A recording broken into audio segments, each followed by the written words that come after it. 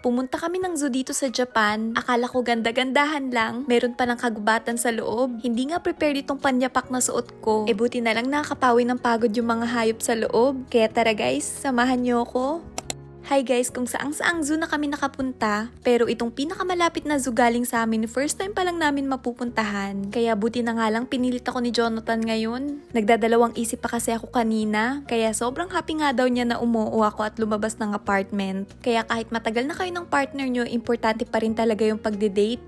Tignan nyo guys, habang nasa bus kami, meron kami nakita dito sobrang daming watermelon. Sabi nga namin, ang yaman naman ng may-ari nun. Ang mahal kaya ng watermelon dito sa Japan. At ngayong araw guys, ipapasyal ko kayo dito sa Toyama City Family Park. Sabay-sabay nating i-discover kung ano yung meron dito. Bali, ang entrance fee nasa 500 yen lang per person. Buti na nga lang pagkapasok, nandito na agad yung shop pati yung restaurant. Sakto, gutom na rin kami. Kaya bago kami maglibot, sabi namin kumain na muna kami. Wala pa kaming at mag-aalauna na. Wala rin masyadong tao ngayon. Masasabi mo talaga na pang family yung lugar na to. Kasi dito sa mismong restaurant, meron pang kids room. Tapos ayan nga, pwede pa kayong pumili dito ng mga omiyage. Itong otter nga yung paborito ni Jonathan na klase ng hayop. So cute, it's so cute. Am I cute? You're cute. I'm cute. I'm cute. I'm so cute, am I not? You're very good at puppet on.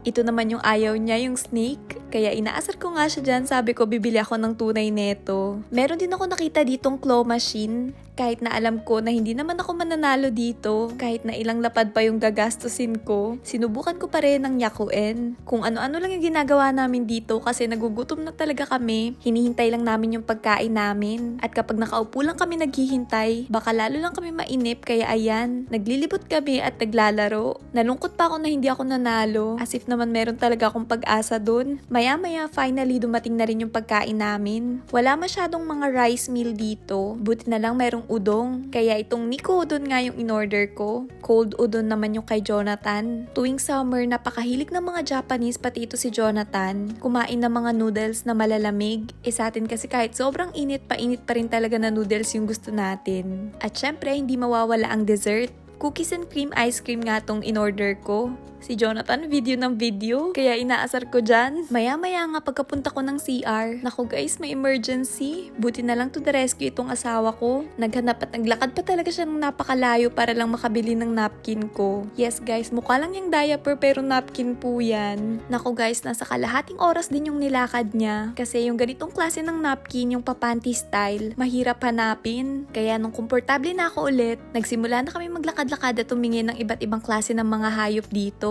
Meron nga rin ditong capybara. Ang dami nga may gusto neto. Ako lang ata ang hindi mukha kasing dagalang na malaki. At ito na nga guys. Akala ko talaga normal lang to na zoo. Nagulat ako na meron pala kaming parang kagubatan na papasukin. Tignan nyo naman tong suot ko na panyapak guys. Hindi naman pang akyatin ng bundok. Merong konting heels. Hindi ko talaga in-expect na ganito kalaki yung lugar na to. Nasa loob pa mismo ng zoo. Merong parang jungle. Buti nga ito sila guys. Tignan nyo, ganyan talaga dapat yung mga outfit. Ready sila. Sobrang na-amaze ako kasi hindi ko ma-imagine na sa loob pa rin ito ng Toyama City. Pero parang nasa loob ka na talaga ng kagubatan. At alam nyo ba guys, totoong nature to. Hindi siya yung basta ginawa lang. Kaya nga medyo kinakabahan din ako kasi baka meron talagang tunay na hayop na ligaw dito. Pero siguro minomonitor naman nila to ng maayos. Lalo na family park ito, maraming mga bata. Pagkalabas nga namin ng kagubatan na to, meron akong mga nakitang bamboo. Sinubukan kong pagpupukpukin. Sobrang nakaka-relax yung tunog. Kaya hindi pa nga ako nakontento. Ito ring nasa ilalim. Kaso yung beat ko parang hindi pang traditional Japanese yung tunog. Parang ginagawa kong drums.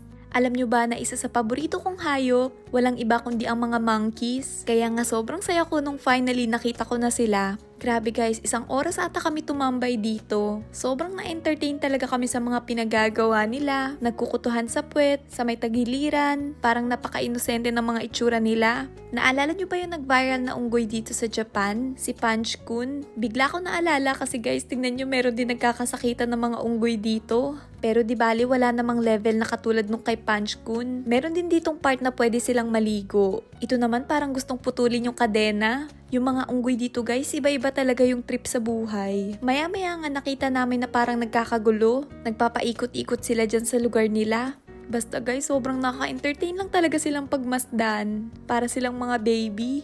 Ito nga ata yung leader nila, kaso parang sa sobrang hirap nilang pamunuan. Ayan guys, nasiraan na ata ng bait. Pero maya-maya okay na siya. Pinagmamasdan niya na ulit yung mga kapwa niya unggoy. Ayan nga, tingnan nyo, meron ding naliligo. Ito naman sobrang enjoy sa pagkukuto na pati yung mata gusto ng kutuhan. Pagkatapos ng mga isang oras, finally na pagdesisyonan din namin na umalis doon. Kinain talaga ng mga monkeys yung oras namin. Kaya ayan, parang ginadge at nagalit nga sa amin itong mga kwago at palaka. Grabe yung tingin no? Kung daga ka tapos papasyal ka dito, ewan ko na lang kung gaganahan ka pa maglibot-libot kapag ganito yung mga makikita mo. Tignan nyo guys, meron din mga turtles. Meron nga ding area dito na parang test. 50% nga lang yung tama naming sagot. Paano pati kasi klase at shape ng tai tinanong? Nakakatuwa rin dito sa park na to kasi ang daming area na pwede maghugas ng kamay. Itong tiger nga yung gustong gusto kong makita. Kaso guys, pabalik-balik kami dun, hindi talaga nagpapakita. At ayan, meron na naman kaming bagong kagubatan na papasukin. At this time nga medyo maraming hagdanan at mga tulay. Dito talaga masusubok yung mga lakaran ko. Medyo ilang oras na rin kami naglalakad pero guys, alam nyo ba na hindi pa rin kami nangangalahati? Ganun pala kalaki yung park na to. Siguro din kasi bawat kagubatan na pwede naming pasukin. Talagang pinapasok namin at inaalam namin kung ano yung makikita dito. At alam nyo ba guys, grabe, sobrang sarap sa tenga ng tunog. Pakinggan nyo. Diba sobrang nakaka-relax? Maya-maya meron naman kami ditong nakita mga pato. Naalala ko tuloy yung papa ko kasi yan yung asar sa kanya ni mama. Para daw kasi patong maglakad si papa. Ganito nga raw kalaki yung itlog ng ostrich. Sinubukan kong buhatin yung pinakaitlog at tignan nyo guys kapag ka naprito, parang makakabusog ng 3 pamilya. Hinayaan ko na nga si Jonathan na aralin itong pinakamapa. Hindi ko na rin kasi alam kung nasa na kami. Ito guys, yung nakikita nyo, ito yung prefectural bird ng Toyama na tinatawag na Raicho or Thunderbird. Yung oras na to, nag-announce na nga yung park na 30 minutes na lang magsasara na. Pero sabi ko kay Jonathan, gusto ko makakita ng wolf sa totoong buhay. Kaya nagmadali talaga kami para makita. Grabe guys, first time ko makakita ng wolf, napaka-amazing nila sa personal. Pwede mo nga rin sila mas makita ng malapitan. Pero hindi na ako pumunta kasi medyo nagmamadali kami. Nung pabalik na kami, nakita pa nga namin yung indoor na lugar kung nasan yung mga prefectural bird ng Toyama. May painting pa ng pinaka-Tateyama para siguro imagine nila na nasa home pa rin nila sila. Sobrang importante ng mga ibon na yan dito sa Toyama. At alam nyo ba na nagbabago-bago yung kulay nila na depende sa panahon? Kaya literal na tinawag silang Thunderbird.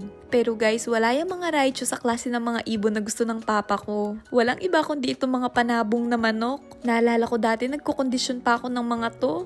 Naku guys, first time ko makakita ng bear ng ganito kalapit. Hindi nga ako lumalapit kasi akala ko yung nasa harapan ni Jonathan na kulay itim, ayan lang yung pinakaharang para makalapit sa amin yung bear. Pero hindi naman pala, kasi kung mas lalapit ka at titignan mo yung baba, meron palang sobrang lalim na part, kaya halimbawa kahit na gusto kang atakihin ng bear, hindi sila makakapunta sa'yo kasi mahuhulog mo na sila doon. Aba, buti naman no?